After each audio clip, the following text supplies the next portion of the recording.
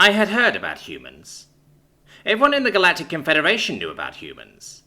Descended from predators, they were often violent, even to each other. They were contrary, illogical, confrontational and worse, easily angered. In the 300 Narns since the humans discovered FTL, they had dozens of armed confrontations with many peoples, including several Confederation members. Once they had gone to war with a trade consortium because the Frong-He had blockaded the Orplot's home system. A human cargo ship had contracts to deliver products to the Orplots, and when they attempted to do so, the Frong-He destroyed them.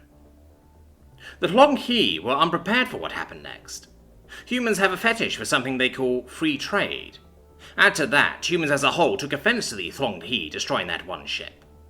You would have thought they were of the same nest, but most of their people did not even know the names of the 30-some humans who died. Several hundred human warships descended upon the Orplot system, and completely destroyed the Frong-He blockade, and then proceeded to hunt down any Frong-He ship within 50 light-years. They only stopped when the Frong-He capitulated, offered financial restitution, and agreed to never attack a human vessel again. Needless to say, after losing more than 100 ships, the Frong-He were fully prepared for the third demand. When the Confederation offered the humans membership, the humans refused, citing the laws of the Confederation were incompatible with their constitution. Something about universal rights.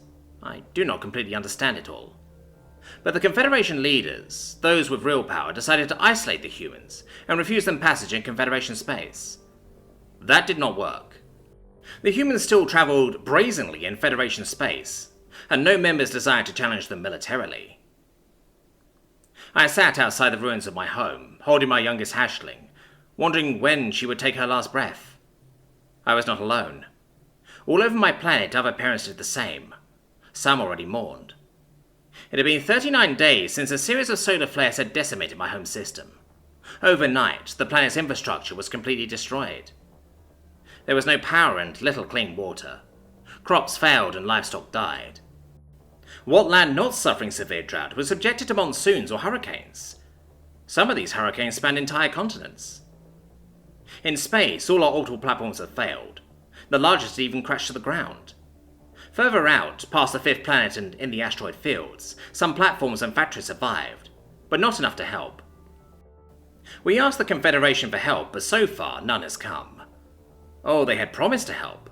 They claimed it would just take time. Not in time to save billions of lives. Not in time to save my little Edoksha. Tears fell down my face as I looked at my little girl. Her feathers had fallen out days ago.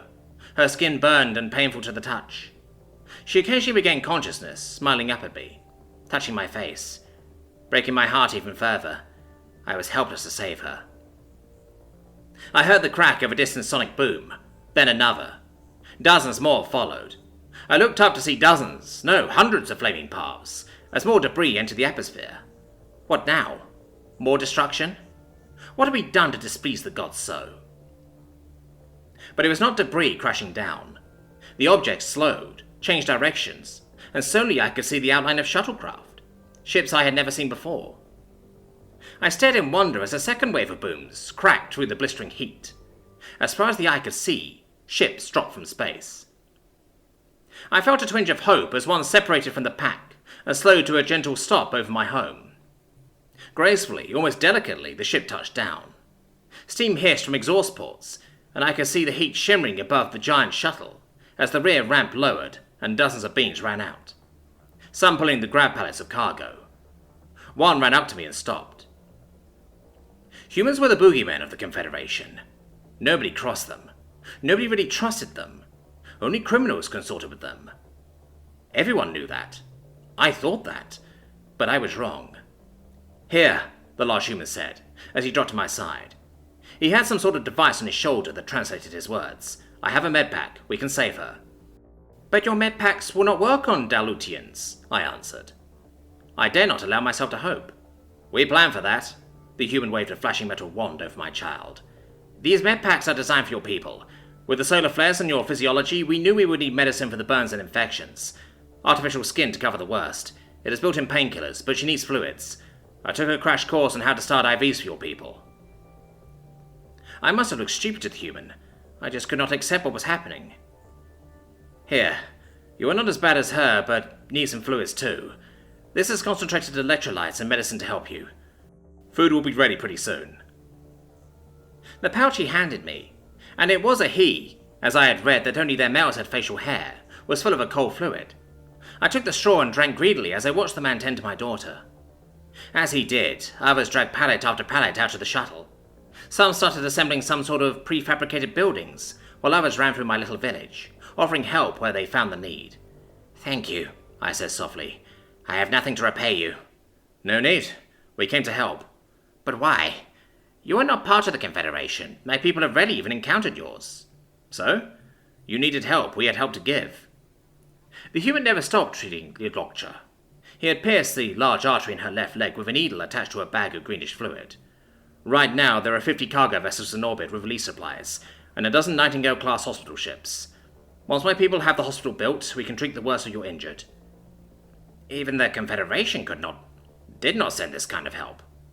Shit, this is just the first wave. In a day or so, 100 more ships will be here. Then even more after that. Your government said so much? I was dumbfounded. No, I mean, some of them are Terran Navy, maybe 6 cargo ships and all the Nightingales. The rest are private ships with volunteers and donations from my people to yours. Again, why? We are not allies. Your people even dislike the Confederation. 1, your people are not the Confederation. And 2, we do not need allies. Alliances are political things, and allies can betray you when it is in their best interest. We find that having friends is better. But we are not friends. We weren't, but we are now. My name is Oliver Pierre. I am LordCoale Solma. My daughter is a doctor. You said that most of your people are civilians? Yep, and not bad too. Got 2 ships of nuns from the Sisters of Charity, 4 ships full of Mormons. They always show up where there are disasters. 2 ships from New Damascus. They provided most of the medical supplies. About a dozen ships full of the crazy Vikings from Neosterlin. They are the closest to your planet. And a bunch more. I still find it hard to believe. Just, why would you help us? There is a saying among some of my people. We call it the Golden Rule. Do unto others as you would have them do unto you. Then there are others that believe in karma. Hell, old David over there was Boy Scout. He always said to do one good deed every day. I do not know this word, karma. It is a belief that the good or bad you do in this life determine your next one. Put simply, what goes around comes around. I don't quite know if reincarnation is real, but why take a chance, eh? I did not know what to think. It was also alien. Okay, I have a doctor stabilized. We can move her to the hospital. She might need to go up to one of the ships for full treatment. Those burns look pretty bad. The human carefully picked up my daughter, as if she was a precious toy. My people were barely half the size of humans. I followed him as he trotted to this freshly built hospital. Everywhere I looked, humans were doing the same for others in my village. I felt hope for the first time in weeks. Yes, humans were a bit scary. They were huge and powerful. They were descended from predators. Maybe they are a bit prone to violence at the smallest provocation, or even contrary, illogical and confrontational. I say, so what? In our time of need, when our allies sent platitudes and empty promises, when the trade consortiums waited to pick over the course of our system, the humans sent help. Out of all the known peoples in the galaxy, only the humans showed up in our time of need. I tell you that the humans are also kind, compassionate, selfless, and even friendly, though I still don't understand their humor. Allies? The human was right. My people needed less allies and more friends. From this day forth, I would thank the gods for that lesson.